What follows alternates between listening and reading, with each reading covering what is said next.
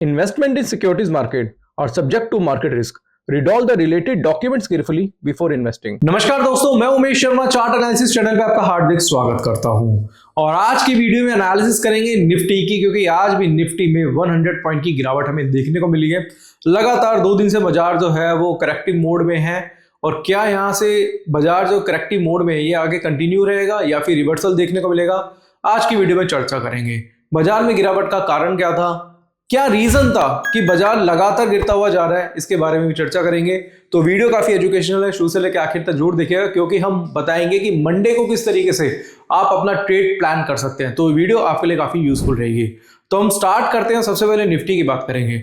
अब सबसे पहले अगर देखें तो भाई बाजार क्यों गिर रहा है, क्या रीजन है। दोस्तों, मैंने इससे पहले भी वीडियो बनाई थी जिसमें बताया था कि बाजार के गिरने के कारण 2 हो सकते हैं। एक तो पहले तो देखें तो इकोनॉमी हमारी ऑलरेडी डाउन चल रही है।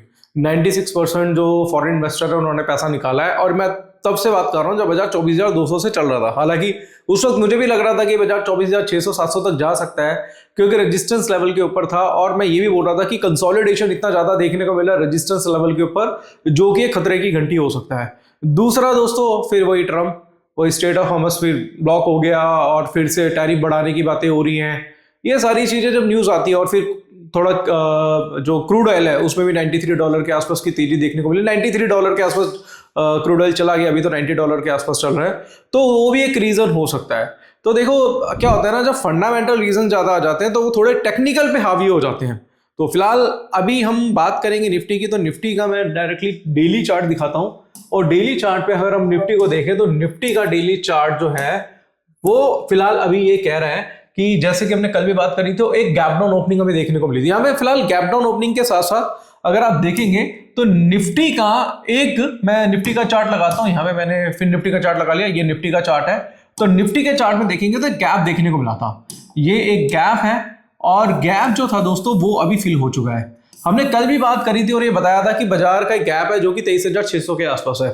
तो निफ्टी नीचे आया और उसने क्या करा, ये गैप जो था ये फिल कर दिया। फिल करने के बाद आज की जो कैंडल है, अगर हम कैंडल की बात करें, लास्ट जो कैंडल है वो एक बुलिश कैंडल है। बुलिश कैंडल आपको देखने को मिली, बट ये वाला जो गैप था, ये गैप जो है वो प्रॉपर पूरी तरीके से फिल हो चुका है। अब ये जब गैप फिल हुआ, और अगर हम देखेंगे तो ओवरऑल बाजार जो है 100 पॉइंट माइनस है, बट उसके बावजूद भी जो क्लोजिंग हुई है वो बुलिश क्लोजिंग हुई है। हुआ क्या है, हुआ ये है कि बाजार जो है प्रीवियस कैंडल जो थी वो बेयरिश कैंडल थी। उसके बाद बाजार ओपन हुआ, गैप डाउन ओपन हुआ, और उसके बाद ये देखेंगे कि क्लोजिंग पॉजिटिव हो गई। तो काफी लोग ये सोचेंगे कि यार बाजार तो माइनस में है बट कैंडल बुलिश क्यों है। रीजन उसका ये है क्योंकि जब बाजार में गैप डाउन ओपनिंग थी तो ओपनिंग नीचे थी, क्लोजिंग ऊपर हुई है। अगर हम ओपनिंग की बात करें तो ओपनिंग जो हमें देखने को मिल रही है, तो ओपनिंग हमें देखने को मिल रही है, यहाँ पे हम चेक करेंगे तो ओपनिंग है यहाँ पे निफ्टी की 23,666, और क्लोजिंग जो देखने को मिली है वो देखने को मिली है 23,767 के आसपास, 23,767।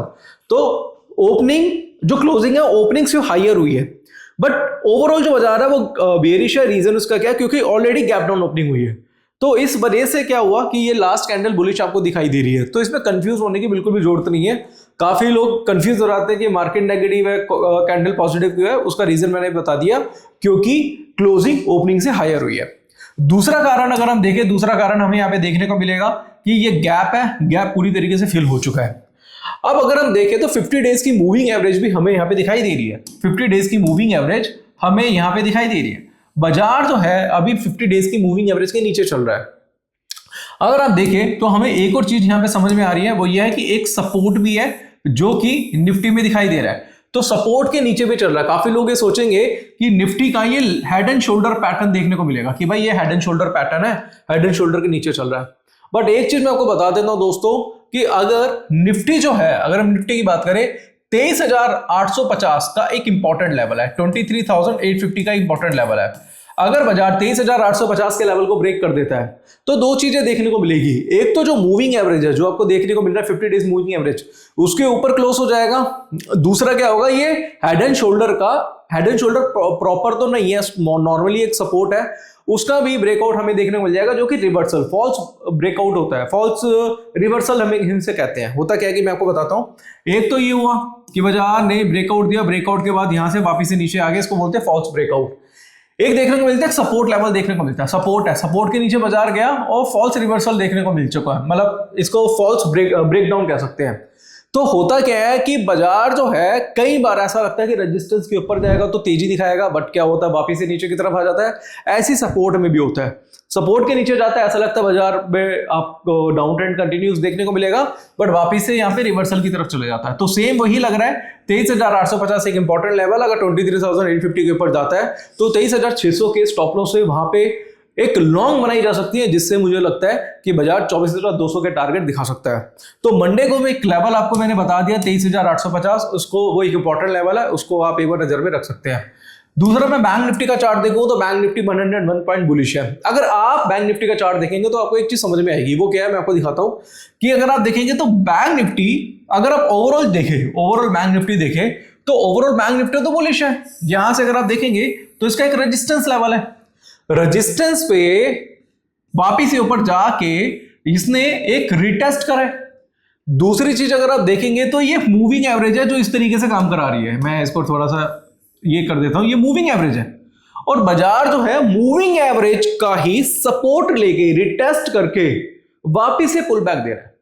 अगर आप बैंक निफ्टी को देखें, एक तो हॉरिजॉन्टल लाइन का आप देखेंगे सपोर्ट ले रहा है, दूसरा मूविंग एवरेज का भी यहां पे सपोर्ट ले रहा है, और सपोर्ट लेके क्या कर रहा है, इसने पुल बैक दिया। तो अगर आप देखें तो निफ्टी माइनस में चल रहा है, इसके अलावा फिन निफ्टी माइनस में चल रहा है, बट अगर आप बैंक निफ्टी देखें वो पॉजिटिव है, 101 पॉइंट पॉजिटिव है। ऐसा नहीं है कि बहुत बड़ी तेजी देखने को मिल गई, बट फिर भी अगर देखें तो अगर सारा सेक्टर डाउन है, अगर बैंक निफ्टी बुलिश है और जिस तरीके से बुलिश हुआ है कि इसने गैप डाउन ओपनिंग दी और एकदम से इसने क्लोजिंग ओपनिंग से हायर दी है, तो और 50 डेज की मूविंग एवरेज का सपोर्ट लिया, इट मींस कि बैंक निफ्टी यहां पे आपको पॉजिटिव देखने को मिलेगा। और ये जो पॉजिटिविटी देखने को मिलेगी दोस्तों, ये स्विंग अगर आप देखें तो शॉर्ट टर्म में पॉजिटिविटी देखने को मिलेगी, जिससे जो टारगेट्स निकाले जा रहे हैं वो 58,200 से 60,000 के दिखाई दे रहे हैं। तो मुझे लगता है कि मंडे वाला दिन जो है वो काफी ज्यादा बुलिश हो सकता है। यहाँ पे बैंक निफ्टी की बात करूंगा, और बैंक निफ्टी की अगर मैं लास्ट कैंडल देखूं, यहाँ पे मैं आपको दिखाना चाहूंगा, तो आज का जो हाई है वो है 56,831 का। मैं लिख देता हूं दोस्तों 56,831 का, ये 56,831 का हाई है। ये एक इंपॉर्टेंट रेजिस्टेंस है दोस्तों, इसको आप मार्क कर सकते हैं। अगर मंडे वाले दिन आपको 56,831 का लेवल ब्रेक होता हुआ दिखाई देता है तो एक स्टॉप लॉस मैं आपको देना चाहूंगा दोस्तों, जो बनता है 56,020 का, ये एक स्टॉप लॉस है। तो इस स्टॉप लॉस से बैंक निफ्टी जो है वो लॉन्ग बनाया जा सकता है। मैं फिर से कहना चाहूंगा दोस्तों, ये मेरा एनालिसिस है, मैं आपको ये नहीं कह रहा कि आप लॉन्ग कर लो शॉर्ट कर लो, वो आपकी मर्जी है।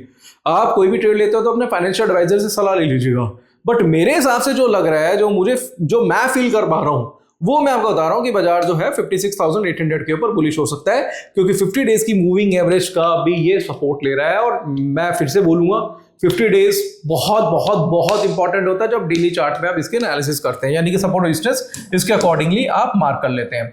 मैं फिर से दोस्तों मिड कैप निफ्टी का चार्ट देखूं तो मिड कैप निफ्टी में भी सेम वही चीज दिखाई दे रही है।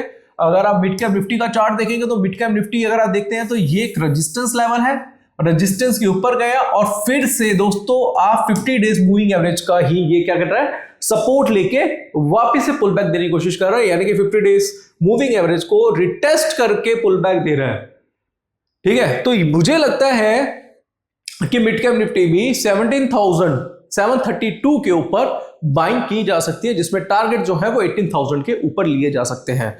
तो मैं यहाँ पे मिड कैप निफ्टी की वही बात करूंगा। और अगर मैं फिन निफ्टी का चार्ट देखता हूं तो फिन निफ्टी में भी 82 पॉइंट की गिरावट देखने को मिली, और फिन निफ्टी बिल्कुल निफ्टी की तरह ही है, 50 डेज मूविंग एवरेज के नीचे चल रहा है, और यहां पे इसका एक सपोर्ट भी आपको देखने को मिलेगा। ये एक सपोर्ट है, इसको भी एक तरीके से हेड एंड शोल्डर बोल सकते हो, इतना पिक्चर परफेक्ट नहीं है, बट हमें देखना पड़ेगा कि आज का जो हाई है यानी कि 26,025 का, वो एक इंपॉर्टेंट हाई है। 26,025 का लेवल ब्रेक करता है तो फिर से मंडे को आपको तेजी देखने को मिल सकती है, यानी कि बाजार जो है आज गैप डाउन हुआ और गैप डाउन के बाद इसने क्लोजिंग पॉजिटिव करी। अगर आप देखेंगे लास्ट कैंडल सारी पॉजिटिव है, तो वो कहीं ना कहीं पॉजिटिविटी का तो साइन है।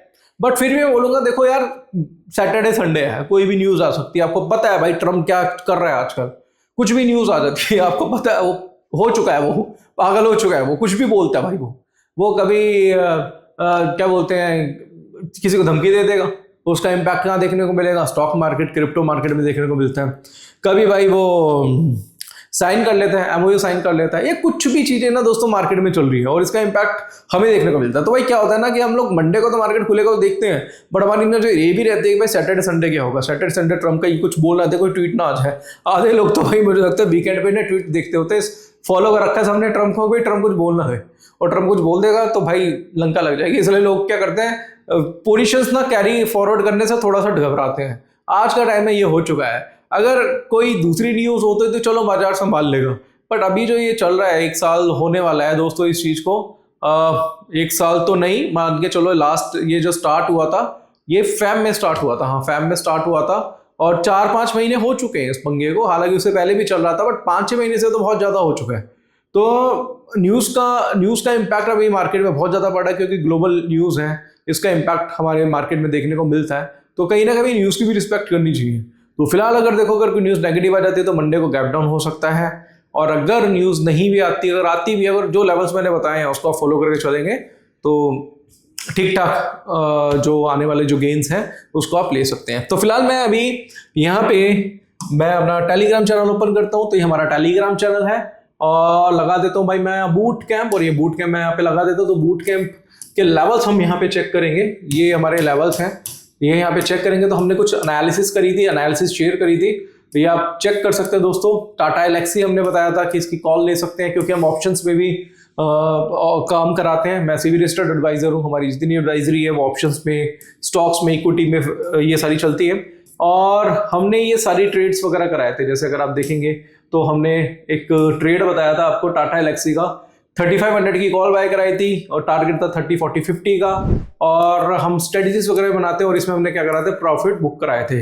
इसके अलावा भी दोस्तों काफ़ी जो टारगेट्स हैं वो भेजते हैं। जैसे हमने निफ्टी की कॉल दी थी 170 पे, एक ओवरव्यू हमने रखा है। इसमें ओवरव्यू में आपको बता देता हूँ कि क्या क्या एडवाइजरी हमने करी थी। तो हमने 23,650 की कॉल दी थी 170 पे, 192 पे इसका टारगेट बुक करा दिया था, 1450 रुपये बुक करा था। टाटा एलेक्सी में 3,500 पर लॉट में हमारा मुनाफा था। रिलायंस की बाय जो है वो होल्ड करी हुई है। आई होप कि बाजार मंडे को थोड़ा बुलिश खुलेगा। और रिलायंस की हमने 1270 की कॉल भी बाय कराई है 11 रुपये 20 पैसे पे, और अभी 16.45 चल रहा है, 2275 रुपये पर लॉट का प्रॉफिट है। और एक निफ्टी की हमने 23,650 की 147 की कॉल थी, जिसमें 7,000 के आसपास का प्रॉफिट पर लॉट पे हुआ था। तो ये ओवरव्यू है जो हमने एनालिसिस करी थी। और आशा करूंगा दोस्तों कि अगर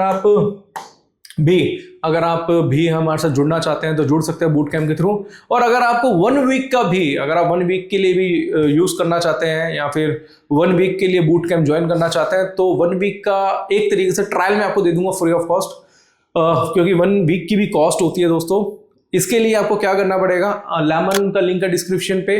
लेमन में प्लेटफॉर्म यूज करता हूँ ट्रेडिंग के लिए, और मैं आपको बता देता हूँ दोस्तों, बहुत अच्छा प्लेटफॉर्म है। काफ़ी फीचर्स आपको यहाँ पे मिल जाते हैं। जिंक का एक ऑप्शन यहाँ पे मिल जाता है, जिसमें आप काफ़ी सारे ट्रेड्स हैं जिनको आप फॉलो कर सकते हैं। सिग्नल्स आपको मिल जाते हैं, इसके ऊपर मैं डेडिकेटेड वीडियो को भी आगे बना दूंगा। और क्या होता है, जितने भी एनालिस्ट हैं, बड़े एनालिस्ट हैं, उनके खुद के सिग्नल्स होते हैं, उन सिग्नल्स को आप कॉपी कर सकते हैं। डायरेक्टली आपको नोटिफिकेशन आ जाता है। स्टार्टिंग के 25 ट्रेड्स फ्री मिलेंगे। मैं आपको बता देता हूं दोस्तों, बूट कैंप का लिंक आपको 1 वीक के लिए फ्री मिलेगा। तो लिंक डिस्क्रिप्शन पे है, आप अकाउंट ओपन करा के कस्टमर केयर नंबर है उस पर कॉन्टैक्ट कर लीजिएगा। वो आपको 1 वीक का ट्रायल आपको दे देंगे, 1 वीक के लिए आपको बूट कैंप का मेंबर बना देंगे। तो आशा करूंगा आज की वीडियो को पसंद आई होगी। वीडियो पसंद आती है तो लाइक करें, शेयर करें, चैनल को सब्सक्राइब करें। आज के लिए बस इतना ही, धन्यवाद।